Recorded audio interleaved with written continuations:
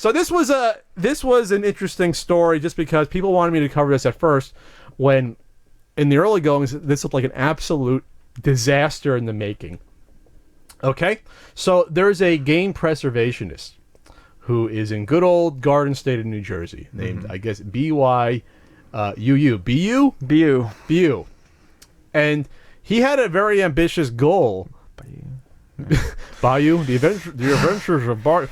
He had a very ambitious goal of wanting to try to redump the ROM of Super Nintendo PAL games, and also rescan the labels to make sure these were the best, basically archival quality. Right. Which is great, and there are like cover project that does stuff like that. But for the ROMs, the reason you want to do that for the ROMs and get it clean ROMs, because a lot of the ROMs that are out there online, either they've been altered or they're damaged. They're not perfect. Okay. There's glitches in them, which he showed in some examples where like some letters were off on like a cutscene screen. So there's a lot of good reasons why you do this. The method, though, I'm going to question slightly because this was almost an absolute disaster that happened. Yeah. So what happened was he was communicating with someone from, I believe it was Germany, Frankfurt, to get large parcels of these games over. 100 at a time of, I believe, 500. SNES PAL games. So one package worth estimated between $7,500 and $10,000 was shipped overseas and then lost by the United States Postal Service. I was having I'm not even kidding, I was having a particularly bad day laying in bed, just flopping around, just checking like Twitter, and I saw this come up, and I was just like, I'm done with the phone for now. I'm like, this is too much between the news, and I'm like, I can't. It was too real for you. Enough of this shit. So the first, I'm going back to bed. The first shipment of 100 went smoothly. The second 100 went missing, and then no one could find it at USPS, even with the tracking number. He just got a torn label. So I think what the story came out, it looks like what happened was, the good news is that, spoilers, they found it. Yeah. The Postal Service went high and low searching for this, and this is what made it hard. So when this was packed, I guess they put like a wrapper over the top, like say like a brown wrapper, and put the label on that. And the automated, I guess, USPS system, the machinery, tore off the shipping label after it arrived in the U.S. That's bad, Ian. Yeah, that's not good at all. How do you know where this thing is or what it is? So picture this being in a huge warehouse somewhere. They got to just sift through to try to find it. But they eventually did. And it's a fluke accident in terms of losing mail. Because this could happen 1 out of 1,000 times. It could happen, never. But the danger of this when you're going overseas, I think it just compounds the customs, something weird happening, potential stolen mail. I've heard when stuff goes certain countries. Brazil's used to be a bad one. I'm not sure about it anymore, where stuff either goes missing or you can't find it.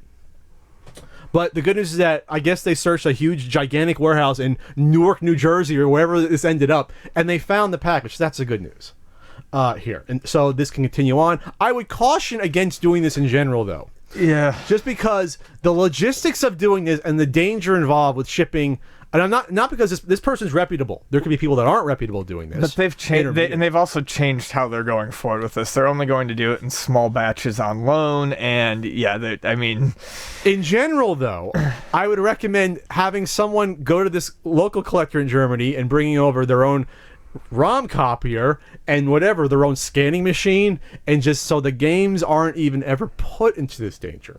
Again, this is a weird case of this happening, but it can happen, and I can't imagine.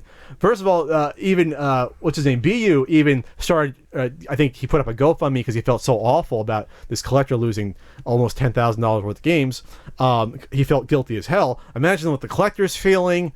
Some of these games are hard to find.